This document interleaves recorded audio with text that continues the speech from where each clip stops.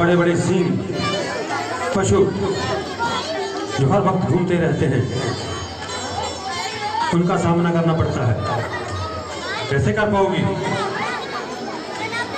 सीते, वनवास केवल पुरुषों के लिए होता है, स्त्रियों के लिए नहीं। इसलिए तुम मेरे साथ नहीं आ सकती।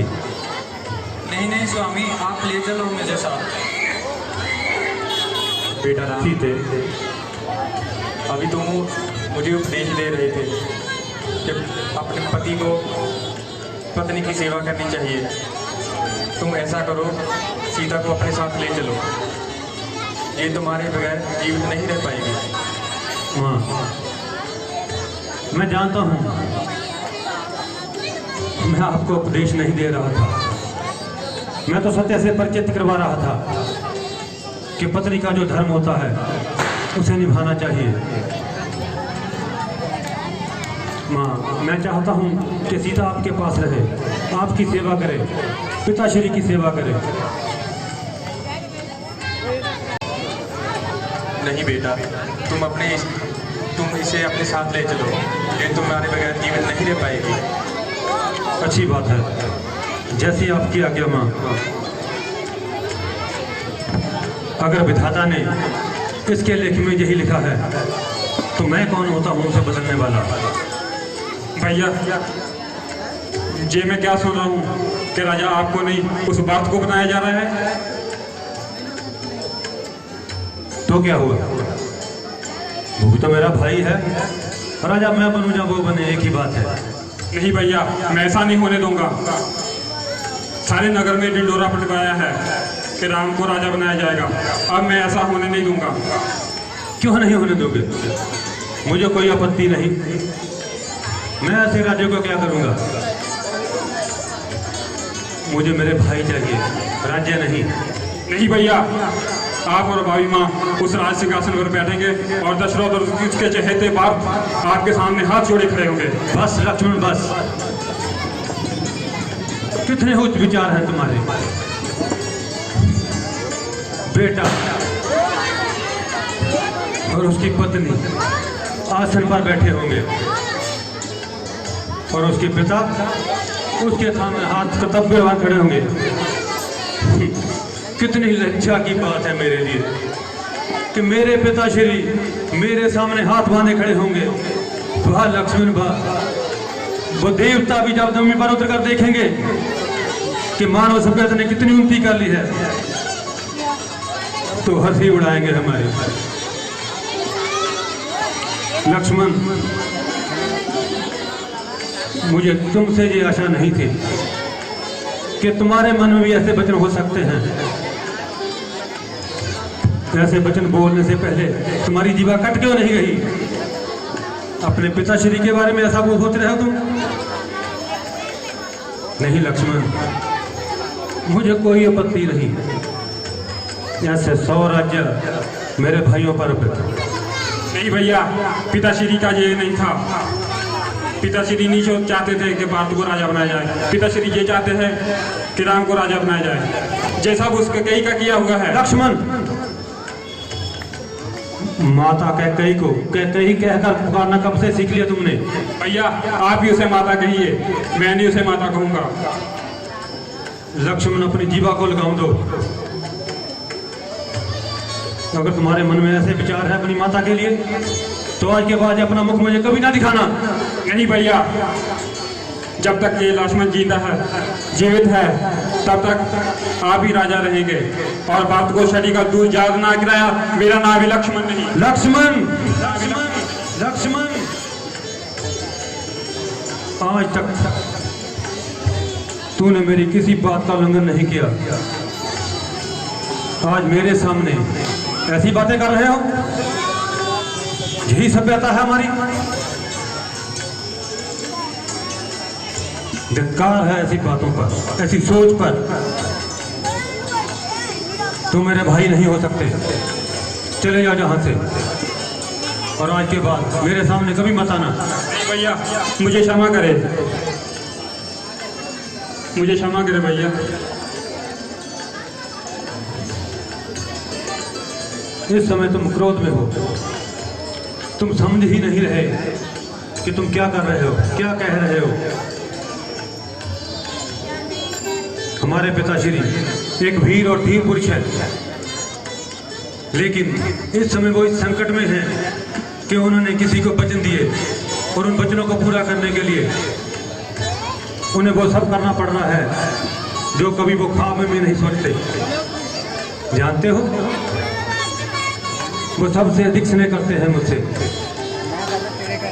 और आज अपने उसी बेटे को अपने उन वचनों पर कुर्बान कर रहे हैं। लेकिन तुम क्या समझोगे? मुझे प्रसन्नता है कि मैं अपने पिताश्री के वचनों को पूरा करने के लिए उसमें सहायता कर रहा हूँ। इसमें माता कैकेयी का कोई दोष नहीं है। ये तो समय की विडंबना है कि जो माता मुझे भरत से भी अनेक स्नेह करती थी, आज उसी के मुख से ऐसे वचन निकल रहे हैं, वो मुझसे अपने दूर कर रही है। लेकिन मैं जानता हूँ वो ऐसा कभी नहीं चाहती। मन ही मन वो पीड़ा में ये महसूस कर रही होगी कि वो कुछ गलत किया है। लेकिन मुझे अपने पिताश्री के वचनों को पूरा करना है और अपनी माता की आज्ञा का पालन करना है। इसीलिए मैं बन जा रहा हूँ। और मेरी एक बात सुन लो, भरत और शत्रुघ्न भी यहाँ नहीं है, इसलिए तुम पिताश्री के पास ही रहना, उनकी हर आज्ञा का पालन करना। नहीं भैया, आपने ये कैसे सोच लिया कि राम वन को जाएगा, लक्ष्मण नहीं जाएगा? लक्ष्मण, माता सुमित्रा क्या क्या सोचेगी? माँ, मुझे वन जाने से मत रोकना। बेटा लक्ष्मण, तुम्हारा वन से क्या लेना देना?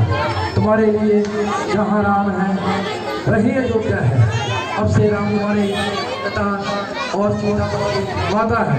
बेटा लक्ष्मण, सीता की रसोई के लिए जंगल से लकड़ियाँ लाना है, कुछ बचे तो ही खाना, और जब ये सो जाएगी तो पहरा देना। माँ, तुम धन्य हो, आज तुमने मेरा कद गर्व से ऊंचा कर दिया है। भैया, अब मैं भी आपके साथ वन में जाऊंगा। अच्छी बात है।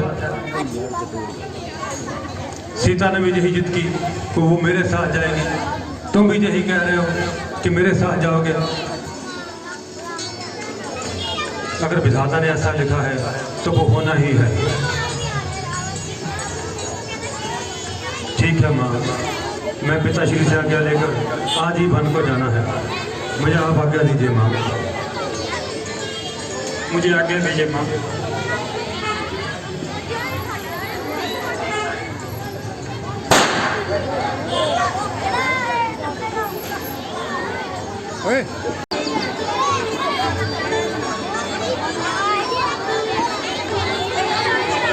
पिताश्री, उठिए पिताश्री। मेरा बेटा राम, राम आ गए तुम बेटा राम। राम, मुझे छोड़कर मत जाना राम। कहाँ जा रहे हो तुम राम? मुझे छोड़कर मत जाना। जरूरी नहीं कि हर एक पुत्र अपने पिता की बात माने। तुम मेरी बात मत मानना राम। मुझे छोड़कर मत जाना, मैं तुम्हारे बिना जीवित नहीं रह पाऊंगा। मुझे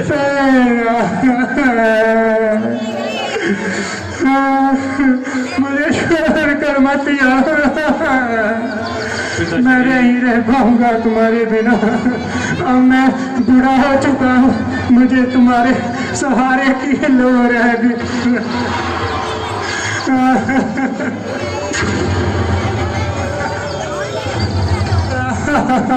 नहीं जाने दूंगा मैं तुझे। नहीं पिताश्री, नहीं, अरे रोको, कोई तो रोको। पिताश्री, ये उचित नहीं है। आप धैर्य धारण रखिए। आप तो इतने वीर हैं, फिर ये विलाप कैसा? भरत और शत्रुघ्न आपके पास है। 14 वर्ष तो यूं बीत जाएंगे। 14 वर्षों के बाद मैं फिर आपके पास आ जाऊंगा। नहीं आप ऐसा ना करें नहीं पिताश्री, आपका जो मुंह हमारे पैरों की जंजीर बन रहा है। नहीं बेटा, अरे रोक लो बेटा। कहाँ जा रहे हो? गुंबद में ऐसे आभूषण और वस्त्र पहनकर नहीं जा सकते। मैंने तुम्हारे लिए खास वस्त्र बनवाए हैं।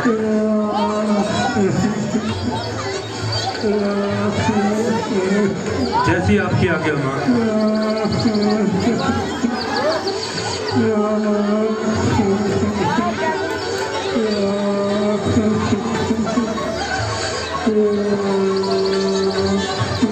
इन्हें पहनकर ही वन में जाना।